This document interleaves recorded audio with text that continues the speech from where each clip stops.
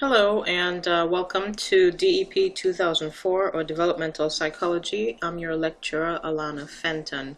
I wanted to go ahead and record this for anyone who may have missed our first class or maybe a new ad within the first week, so you don't exactly get to miss what it is we covered or talked about. If you did walk in late as well, this recording is also for you. You should have a copy of the syllabus. If you don't, it's also available online once you log into Canvas under your syllabus link. Okay, so just so you can get to know who I am, I have a Master's of Science in General Psychology with Nova Southeastern University, a Bachelor's of Science in Human Development Psychology. I'm a graduate member of Psy-Chi, and professionally was a member of the United States Army with an honorable discharge. I'm an APA member as well as the author of the Black Book for Single Moms, 30 Days of Inspiration. Personally, I was born and raised in Trinidad. You may have heard of the country Trinidad and Tobago. It's right off the coast of South America. And I migrated as a teen to New York in 1995. I was 14 years old at that time and when I migrated, and I attended Beach Channel High School in Far Rockaway, graduating in 1998.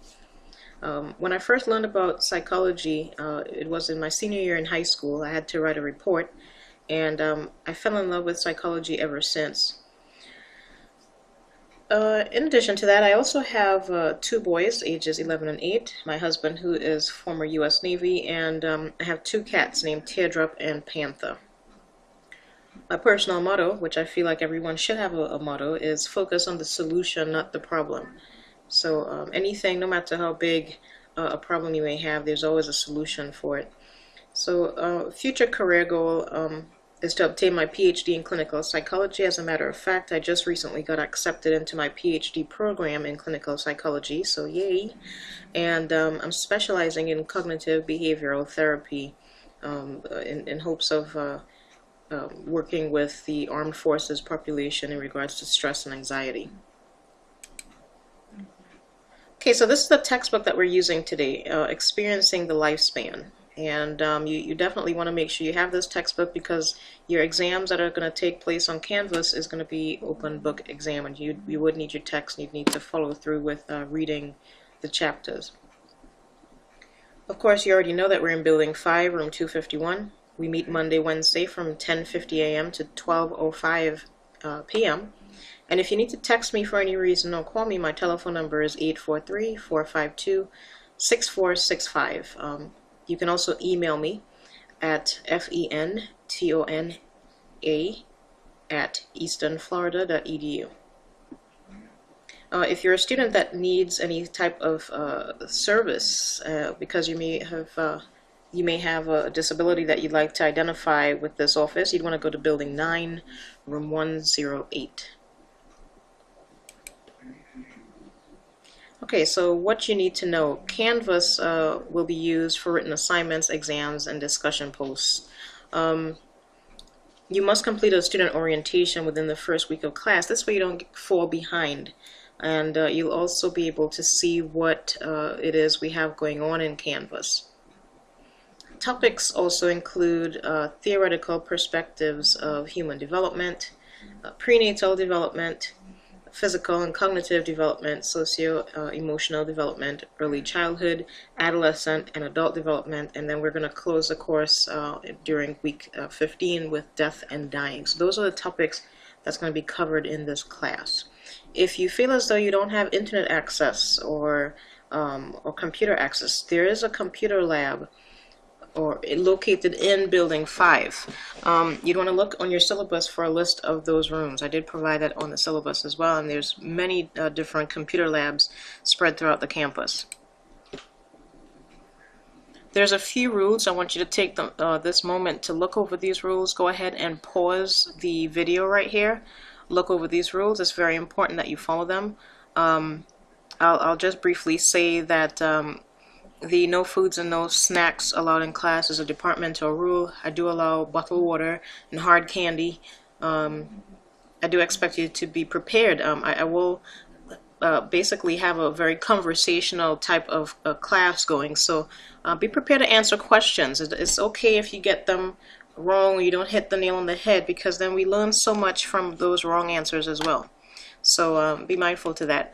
Additionally, there's no sleeping in class. So if you're going to feel sleepy, or if you feel like you're falling asleep, you probably want to just give a stand to the back of the class a little bit, bend your knees, get your blood pumping, or stand off to the side and then sit, because if you fall off that chair, I'm going to laugh, as well as the rest of the class will as well. And I mentioned all of this in the first class. The last date to withdraw is April 2nd, 2015. I hope that everyone I met in the first class is here with me in the very last day of class. So, but if in case you do have to drop, April 2nd is that last day. You will be allowed 3 excused absences for the entire term, so you'd want to make sure you provide any documentation for those absences to be excused. 2 tardies is going to equal 1 absence. Now, I know I have the first 10 minutes of class, but I'm going to allow the first 15 minutes. So if you walk in 15 minutes past, and for anyone who walked in late the first day, I won't count that as a tardy, being that it was the first day, and sometimes you just have to get everything straight as to where it is you're going and where class is starting on what days. But certainly by the second week, I'm going to be looking at those tardies, and 2 tardies equal 1 absence. So there's no late or missed work that will be accepted. Reason being, everything is going to be on Canvas. So it allows you to have flexibility and, of course, manage your time a lot better. And with that being said, because you're going to have an open window to take an exam and to also post discussions, it's going to allow you quite a bit of time to get things done. And with that being said, once you miss a day, it's going to lock you out of an exam or lock you out of a discussion, and that's going to be an automatic 0. So it's easier to do it this way. One, for you, the student, to manage your time. And for me, the instructor, because I'm teaching 3 different sections this term, and that's pretty much close to 90 students. So it's really difficult for me to keep up with who has missed work. And then not only that, when I'm trying to move forward, I have to backtrack and correct something that should have been taken care of from the last class. So there's no late or missed work. Plagiarism, you'd want to check out your academic dishonesty policy. Googling, I'm not going to allow any type of Googling whatsoever. If you pull something or quote something off of Google, I will know. So you definitely want to make sure that if you're citing anything, make sure it's from a scholarly or journal article that you can actually find through LinkWeb or your email. Excuse me, not email, your online library. And I also grade on a point system.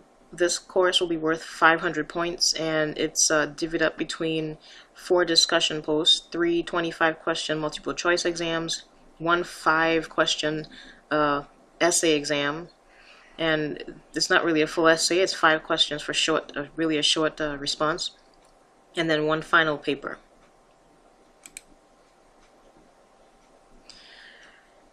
In your syllabus, you'll find that you have a schedule. It breaks it down into 4 different modules, each one being 4 weeks long. It also shows you the chapters that you'll be responsible for each of those modules, for each of those weeks. And it goes much more in detail on your syllabus. This is pretty much a breakdown of it. And this also shows you the reminders. You want to pay attention to this section on your syllabus because it tells you when exams are due. It tells you when exams are open, actually, and when discussions are posted. So you definitely want to pay attention to this area right here in your syllabus. This is our last slide. It breaks down the grading points and percentages. In order to get an A in this class, you need a 450 to 500. To get a B, you need 400 to 449. To get a C, you'll need 350 to 399. And to get a D, you're looking at 300 to 349. 299 or below will basically earn you an F, and I'm sure no one will get an F in this class. It'll be a fairly easy class. At the same time, a lot of critical thinking and a lot of class participation. But other than that, I'm pretty sure you guys can get through it. If you have any questions at all, please don't hesitate to contact me. Again, at my email, as well as you can shoot me a text or call me if it's absolutely necessary that you need to speak with me. until then, I will see you in class, and I look forward to being your lecturer over the next 16 weeks.